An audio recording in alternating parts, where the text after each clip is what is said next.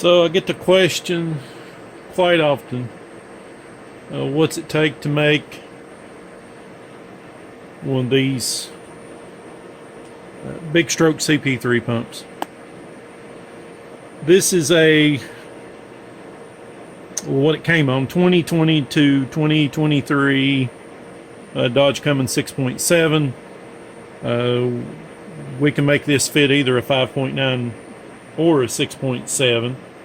We machine the fitting so you don't have to do the longer line length. Saves you a little bit of money there. So other question, size. Does size really matter? Well, absolutely, of course it does. The larger the pump, as far as the stroke, the greater the displacement, the more fuel that's going to be available for competition applications to support the larger injectors. So next question, why do you do a 12.6 millimeter? Well, to be honest, I machined a chuck for my grinder, which we use to finish the shafts, and I was going for, well, more than 12 millimeter. Hopefully I wanted to get up to about 13, but when I machined the slots, I got just a little bit off in my measurement, and as big as I could go at the time was 12.6 or 12.7 millimeters. I don't push it all the way up to the maximum stroke, but you know, we're right there at it at 12.6 millimeters. So I was actually going for just in between a 12 and a 14 millimeter, and ended up at 12.6 millimeters. Same reason that we ended up at a 10.6 millimeter CP3 so many years ago, I guess 10 or 12 years ago, whenever we started doing those.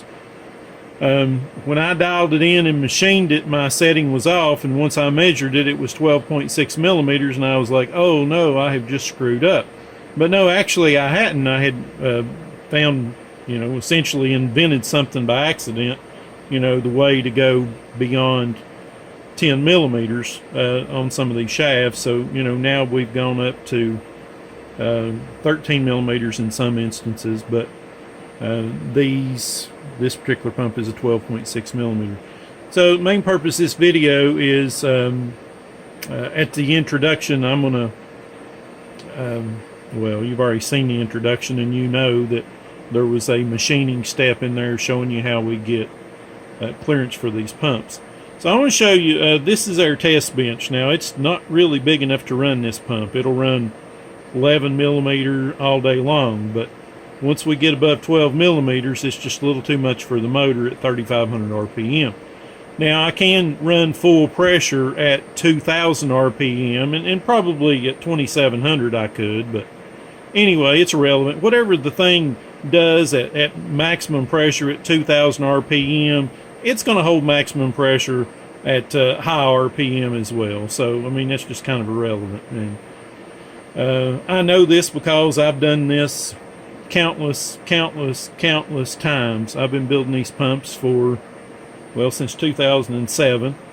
We've been testing them since probably 2010 when we started doing stuff bigger than a 10 millimeter. So or maybe even before that, somewhere around 2010, we built our first test bench. It did the job. It was just kind of rudimentary, but you know, this new machine actually is packed with some pretty neat features. So we want to show you our test plan up here.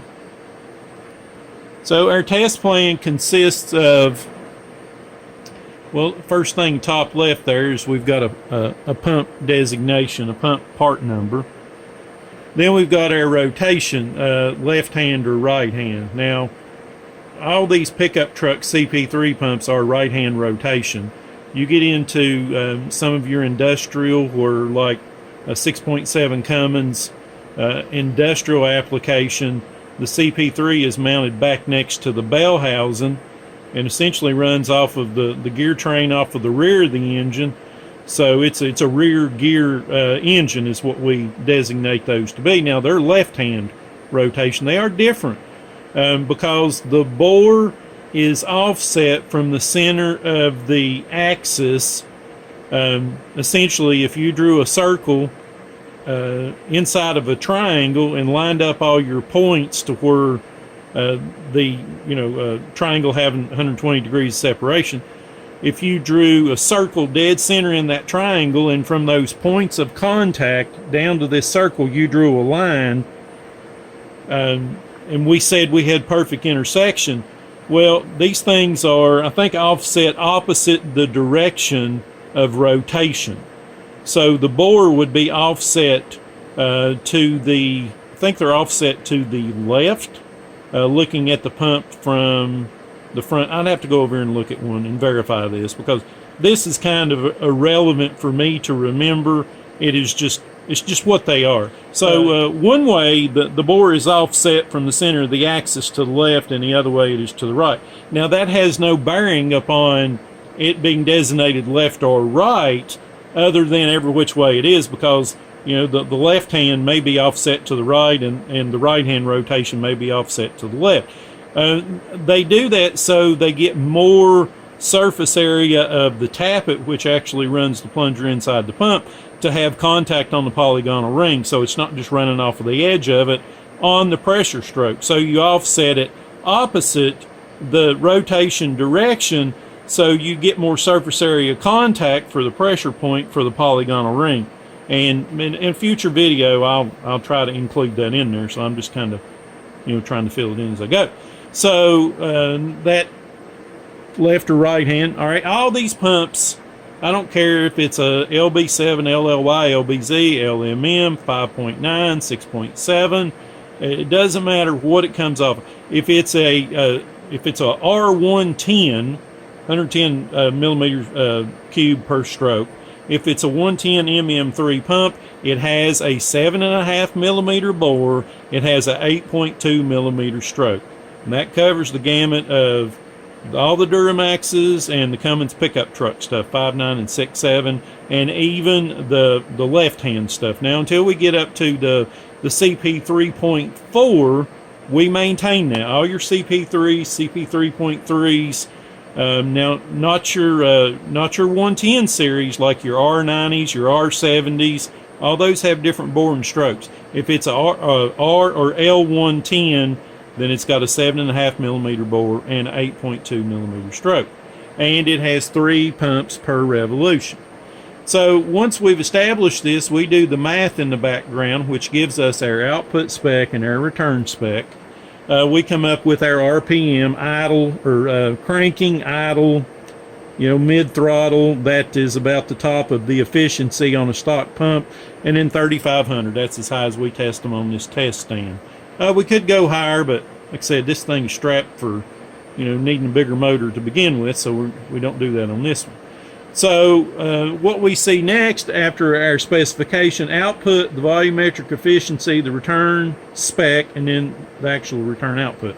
A lot of times we don't even get a return output at 250 RPM. The pump's just turning too slow to build up enough pressure to even open the cascade valve to dump anything back to the return. So we're going to go ahead and start this test, probably 750 RPM here.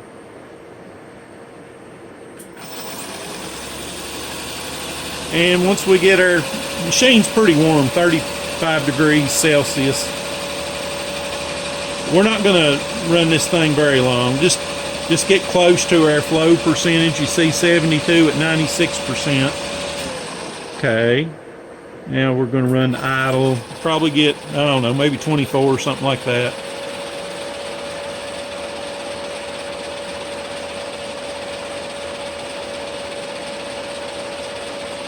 And probably the only reason we've got a return is it picked it up from the last test.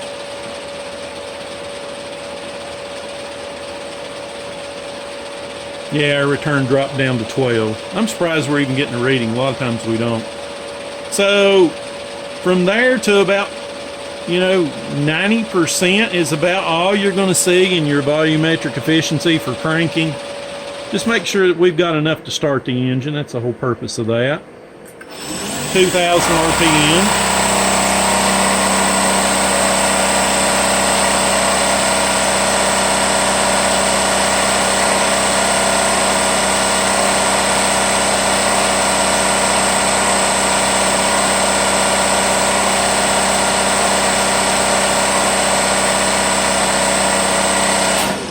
like we're 98% volumetric efficiency, returns 124. Now this is indicative of your supply pump. This one has got what's supposed to be one of those, I don't know, 500 liter per hour, like comes in the Dodge Hellcat, and then it's got another lift pump in the tank. It's a 340 or 330 liter per hour. I think 340 is what it is, but they don't flow anything near that. So essentially what we're getting is 300 and some. So if we come here and we get 100 on the return, then we got about 450 from our lift pump setup. But now obviously we're returning some to the tank too. I think we've got our pressure set here about 25. So let's see what we get here.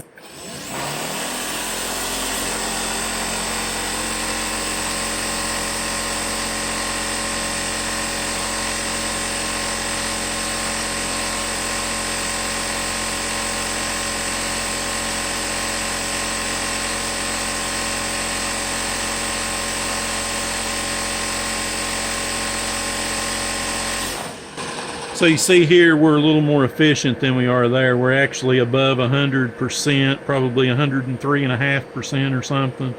Returns 116, so we got roughly 400 liters per hour of supply that we're measuring here. Now we're going to jump down to the 3,500 RPM test.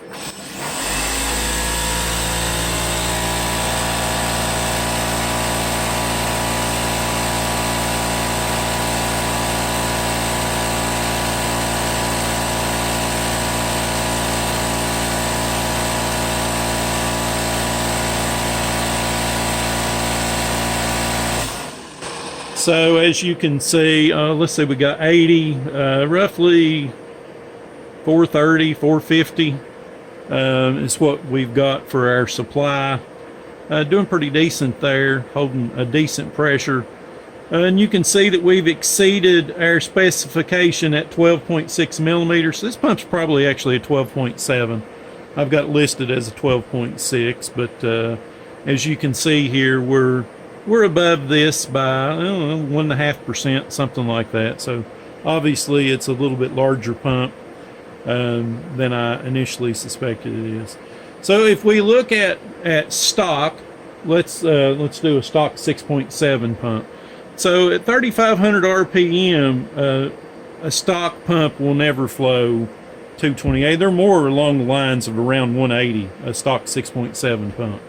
So if we consider what this is, what this flows as a stock pump versus what it's actually flowing now, and it's probably going to clear it. We were almost at 360. This pump is essentially double at 12.6 millimeters what a stock CP3 is. So if a stock flows 180 and this one flows, pushing 360, that's essentially two CP3s. Now we build these pumps off of either some of these, I got quite a few of them now. Some of them are surplus new, some of them are new takeoffs, and some of them are just good used pumps. And I don't have hardly any miles at all on them, but it wouldn't matter if it did have some miles on. You see the test results of what the thing's flowing, and I mean it's new essentially in what it does here. So with the things that we do to these pumps and the way that we test them. Now this pump has been tested over a period of 2 or 3 days simply because I was changing the lift pump in the tank. But this thing has got, by now, it's got several hours of testing on it at 3,500 RPM being a 12.6 or 7 millimeter, and does great, does an excellent job. So like I said, once again, we've got these on the shelf. I've got enough of them here that I can build them to whatever size somebody's wanting, from 10 millimeters up to 12.6 or 7. And we can modify this 6.7 pump for you to reuse your high pressure line up to the rail front on your 5.9 application if you want to use it on that. The only thing that you've got to do is change the inlet where the fuel goes into a 6.7 instead of it going in up near here like a 5.9 does. It actually would go in right over here. It goes straight in instead of being vertical like it is on the 5.9, the fuel inlet. It's horizontal right next to the fuel control actuator on the 6.7 pump. So if you're using an aftermarket fuel system that's got like a push-on hose end, essentially all you're going to have to do is get you a straight hose end so you can go straight into the pump here. And obviously this thing is flipped over, this being what would be, you know, the vertical position you're looking at with it being in the truck, because the outlet fitting is at the top. So if you got any questions, drop them down there in the comments. Hopefully soon I'll be releasing a video that shows us from disassembly all the way up to building one of these and all the things we go through. But I wanted to show the inset at the beginning, what we have to do to the hardened case of this pump. Now, these things are up in the 50s on the Rockwell, and that insert video in the beginning showing the machining, that is hard machining, and that's the way we have to do it to make room for these bigger stroke crankshafts. Shane with Motorsport Diesel, appreciate your watching this video, and like I said, if you want to purchase one of these pumps, they're a lot cheaper than anything else on the market. The quality is, you know, I would put myself up against anybody since I started doing these things in 07, and everybody else has come in line after me. I have the most experience doing CP3 pumps. And I don't say that arrogantly, it's just a fact. I've been doing them since 2007. We've never stopped doing them. There's some times that, yeah, we had some delays because we were busy building these machines and stuff, but these things are extensions of my hands, guys. Once again, appreciate you watching. If you've got any questions, drop them down there in the comments. May the Lord bless your day, and may you look to Him for His salvation, for He is worthy. Good day.